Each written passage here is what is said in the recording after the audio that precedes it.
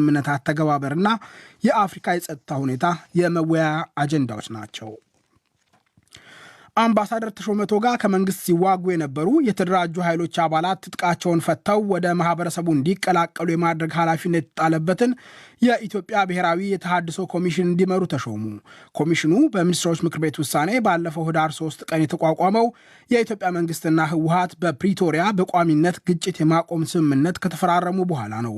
ብሔራዊ የተሃድሶ ኮሚሽን በተደራጀ ኃይል ውስጥ ታጥቀው ሲንቀሳቀሱ የነበሩ ኃይሎች ትጥቃቸውን ፈተው ወደ ማህበረሰቡ በዘላቂነት እንዲቀላቀሉና ሰላማዊ ኑሮ መምራት እንዲችሉ የማድረግ ኃላፊነት ተጥሎበታል። ታጣቂዎቹ በአገሪቱ የልማት የሰላምና የዲሞክራሲ ግንባታ ሂደት እንዲሳተፉ ለማስቻል ጭምር የተቋቋመ ነው። ላለፉት 4 ዓመታት በቻይና የኢትዮጵያ አምባሳደር የነበሩት ተሾመ ቶጋ የሥራ ጊዜያቸውን አጠናቀው ወደ አዲስ አበባ የተመለሱት በቅርቡ ነው። በኢትዮጵያና በኔዘርላንድ ፖሊስ በጥብቅ ሲፈለግ የነበረ ኤርትራዊ የሰዎች አሸጋጋሪ ሱዳን ውስጥ በቁጥጥር ስር መዋሉን ዓለም አቀፉ የፖሊስ ተቋም ኢንተርፖል አስታወቀ። ከ9 ወራት የዓለም አቀፍ ፖሊስ አሰሳ በኋላ የ39 ዓመቱ ኪዳነ ዘካርያስ ሀብተ ማርያም ባለፈው እሁድ በቁጥጥር ስር የዋለው በህገወጥ የገንዘብ ዝውውር በጠረጠረችው የተባበሩት አረብ ኤምሬቶች ጥቆማ ነው። የተባበሩት አረብ ኤምሬቶች ምክትል ጠቅላይ ሚኒስትርና የአገር ውስጥ ጉዳይ ሚኒስትር ሼክ ሳይፍ ቢን ዛይድ አልናህያን ባወጡት መግለጫ እንዳሉት ኪዳነ በቁጥጥር ስር የዋለው ሄኖክ ዘካርያስ ከተባለ ወንድሙ ጋር ነው። ኢንተርፖል ትናንት ሐሙስ ባወጣው መግለጫ ተጠርጣሪው በሊቢያ በኩል የሜዲትራኒያን ባህርን በማቋረጥ ወደ አውሮፓ ለመሻገር የሚሞክሩ የምስራቅ አፍሪካ ስደተኞችን የሚያፍን የሚዘርፍና የሚገድል የወንጀለኞች ቡድን መሪ ነበር ሲል ከሶታል።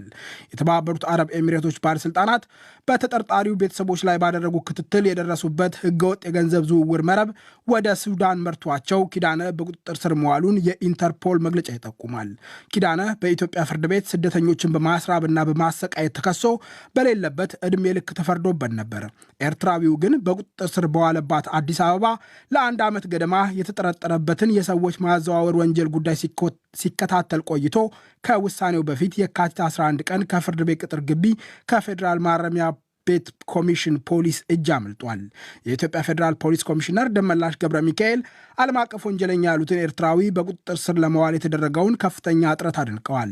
የኔዘርላንድ አቃቢ ህጎች በበኩላቸው ኪዳነ በአገራቸው በተጠረጠረበት የሰዎች ማዘዋወር ወንጀል ፍርድ ቤት ለማቆም ተላልፎ እንዲሰጣቸው ጥያቄ ለማቅረብ ዝግጁ መሆናቸውን ሬውተርስ ዘግቧል። በቅድሚያ ግን ኪዳነ በህገወጥ የገንዘብ ዝውውር ወንጀል ፍርድ ቤት ልታቆም የኢትዮጵያ ብሔራዊ ምርጫ ቦርድ የስራ ኃላፊዎች እንዳሉት የዳግም ምዝገባው እየተካሄደ የሚገኘው በ24 የምርጫ ጣቢያዎች ላይ ነው።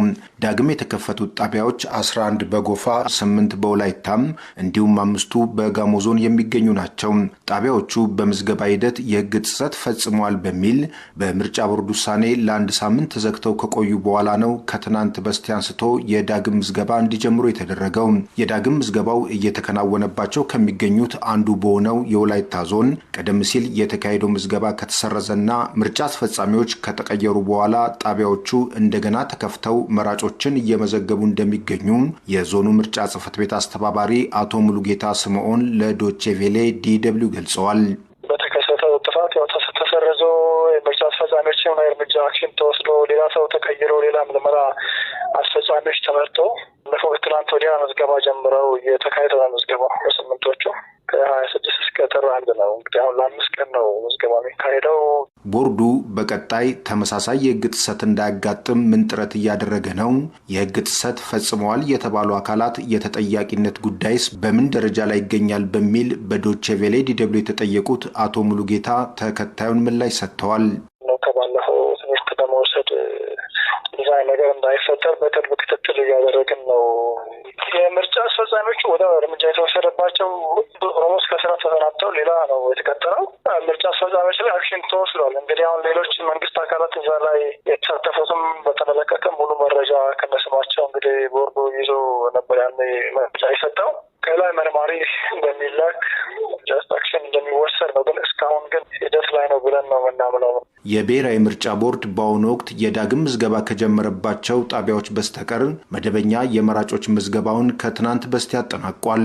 ለዳግም ምዝገባው በተከፈቱት 24 ጣቢያዎች ላይ የተጀመረው የመራጮች ምዝገባ ግን እስከ ጥር 1 2011 ዓ.ም ድረስ እንደሚቆይ ከቦርዱ የተገኘው መረጃ ያመለክታል። በደቡብ ክልል የፊታችን ጥር 29 2015 ዓ.ም ይካሄዳል ተብሎ በሚጠበቀው ህዝበ ውሳኔ በኮንሶ፣ በደቡብ ኦሞ፣ በወላይታ፣ በጋሞ፣ በጌዲዮ፣ በጎፋ ዞኖችና እንዲሁም በቡርጂ፣ በባስኬቶ፣ አሌ፣ አማሮና ደራሼ ልዩ ወረዳዎች የሚገኙ ነዋሪዎች ከደቡብ ክልል በመነጠል አዲስ ክልል ለማደራጀት የሚያስችላቸውን ድምፅ የሚሰጡ ይሆናል። ትግራይ ክልል ማንኛውም አይነት የመገናኛ ዘዴዎች ተቋርጠው በነበሩበት ጊዜያት ዜጎች የዶቼ ቬሌ ዲደብሊውን ጨምሮ ከተለያዩ የመረጃ ምንጮች ዜናና ሌሎች ወቅታዊ መረጃዎችን እንዴት ያገኙ ነበር? አንዳንድ አድማጮች እንደገለጹት የኤሌክትሪክ ኃይል ባልነበረበትና የመገናኛ ዘዴዎች በተዘጉበት ወቅት በውድ ዋጋ ባትሪ ድንጋይ በመግዛት ጭምር የዶቼ ቬሌ ስርጭትን ለመከታተል ይጥሩም ነበር። በተለይም በመቀለ ነዋሪ የሆኑት ደግሞ መረጃዎችን ኢንተርኔት በሚያገኙ ሰዎች በኩል በስልክ ወይንም በኮምፒውተር ምስል አንስቶ በማተም ቅጂዎችን ማለትም ስክሪንሾቶችን በመግዛት የመረጃ ጥማቸውን ያሟሉ እንደነበር ለመቀለ ወኪላችን ሚሊዮን ኃይለ ሥላሴ አጫውተውታል። ቀጣዩን ዘገባ እንዲህ አጠናቅሮታል። ስልክ፣ ኢንተርኔት ጨምሮ ሁሉም የመገናኛ አማራጮች ጠፍተው በነበረበት ጊዜ በመቀለ የሚገኙ ስራ ፈጣሪ ወጣቶች የነበረው መዘጋጋትና የመረጃ እጦት ለመሙላት የጀመሩ ስራ ነው። ከዶቼ ቬለ ጨምሮ ከተለያዩ ሚዲያዎች፣ ማህበራዊ መገናኛዎች የተወሰዱ ዜናዎችና ስክሪን ቅጂዎች ለፈላጊዎች መሸጥ። በመቀለ በተለይም በከተማዋ እምብርት ሮማናት አደባባይ በስፋት የሚካሄደው የስክሪን ቅጂ፣ የምስልና ድምፅ ዜናዎች ሽያጭ የህብረተሰቡን የመረጃ ፍላጎት በመጠኑም ቢሆን የሚያሟላ የመረጃ እጦት በነገሰበት ወቅትም አማራጭ የመረጃ ማግኛ ዘዴ ሆኖ ረጅም ጊዜ ቆይቷል። በየቀኑ በመቶዎች የሚቆጠሩ ዕለታዊ ዜናዎች ከዶቼ ቬለ የማህበራዊ መገናኛ ገጽ እንዲሁም ከተለያዩ ዜና አውታሮች የፌስቡክ ልጥፎች ተቀናጅተው የመረጃ ጥም ሊቆርጡ በ10 ብር ይሸጣሉ። የኢንተርኔት አገልግሎት ባልነበረበት ወቅት እነዚህ የስክሪን ቅጂዎች በምስልና ድምፅ የሚቀርቡ መረጃዎች ከየት ይገኙ ነበር ለሚል ጥያቄ አገልግሎቱ የሚያቀርቡ ወጣቶች ሲመልሱ ዋነኛ ምንጫቸው በአንዳንድ የውጭ መስሪያ ቤቶች ያሉ የተለየና የማይቋረጥ የኢንተርኔት አገልግሎት ከነበራቸው ግለሰቦች መሆኑን ያስረዳሉ። ወጣቱ ዳንኤል አማሃ ከጦርነቱ ጅማሮ በፊት 3ኛ ዓመት የዩኒቨርሲቲ ተማሪ እንደነበረ ገልጾልናል። በጦርነቱ ምክንያት ከትምህርት ገበታው ሲለይ የራሱን መረጃ የማግኘት ፍላጎት ለመሙላት ከሚያውቃቸው የዩኤን ሰራተኞች በየዕለቱ የፌስቡክ ስክሪን ቅጂ በመቀበል የጀመረው ልምድ በሂደት ተፈላጊነቱ በማየቱ ወደ ስራ በመቀየር ከተመረጡ ሚዲያዎች፣ ታዋቂ ጦማሪያን ገጾች እንዲሁም ሌሎች ያካተተ በየቀኑ ከ70 እስከ 100 ስክሪን ቅጂዎች ለፈላጊዎች ማቅረብ መጀመሩ አጫውቶናል። ይዘቱ አሁን ያለው አገራዊ ሁኔታ ነው። የምንሸጠው ደግሞ ብዙ ዜና ነው። ስክሪንሻትም አለው 10 ብር ከሌላቸው ደግሞ ዝም ብለን እንሰጣቸዋለን ማለት በስፒከርም እናሰማቸዋለን። ዶቼ ቬለ መረጃ፣ አልጀዚራ ምናምን ስክሪንሻትም አለ። ሁላቸው ቢቢሲ የጻፈው፣ ዶቼ ቬለ የጻፈው፣ ቪኦኤ የጻፈው በፌስቡክ ድረገጹ ላይ ይወጣሉ። አብዛኞቹ በየጎዳናው የስክሪን ቅጂና የድምፅና ምስል መረጃዎች የማቅረብ ስራ የሚከውኑ ወጣቶች የዩኒቨርሲቲ ተማሪዎች የነበሩ፣ የኢንተርቴንመንት ድርጅቶችና የኢንተርኔት ካፌ የነበራቸው፣ በጦርነቱ ምክንያት ግን ከስራ ውጭ ሆኖ ናቸው። እንደ ዳንኤል ተመሳሳይ ስራ የሚከውነው በመቀለ ሮማናት አደባባይ የሚሰራው ዮናስ አረጋዊ በበኩሉ ኢንተርናሽናል የሆኑና የሀገር ውስጥ ሆነው ደግሞ ታማኝ የሆኑ ሚዲያዎች አሉ ማለት ነው። ዴይሊ ዜናው የሚይዘው ወደ 20 አንዳንዴ 20 ምናምን አንዳንዴ 30 ምናምን ዜናዎች ቪዲዮዎች ይይዛል። ስክሪንሻት ደግሞ አንዳንዴ ወደ 70 ምናምን ይመጣል፣ 100 ምናምን የሚመጣበት ጊዜም አለ። እንደቀኑ ነው። የኤሌክትሪክ ኢንተርኔት ይሁን ስልክ አገልግሎት ባልነበራቸው ረዥም ወራት በትግራይ የሚገኙ የሚዲያ ተከታታዮች በአብዛኛው መረጃዎች ያገኙ የነበሩት በባትሪ ከሚሰሩ ሬዲዮዎች በሚሰራጭ ዶቼ ቬለ የመሳሰሉ ጣቢያዎች እንደነበረ ገልጸውልናል። ላለፉት ከ30 በላይ ዓመታት የዶቼ ቬለ የራዲዮ ስርጭት ይከታተሉ እንደነበረ የገለጹልን የሸረ ከተማ ነዋሪውና አሁን ተፈናቅለው ዓብይ ዓዲ ከተማ እንዳሉ የገለጹልን አቶ ብርሃኑ ታፈረ ከንዘካ ለኹ ኣብ ሽረውን ይንሃለና ሽረ ያለን ለአንድ ባትሪ 150 ብር እየገዛው ነው ዶቼ ቬለ እሰማ የነበረው።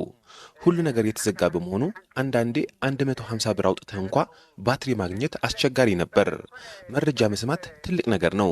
ብዙ ሰው ምን አዲስ ነገር አለ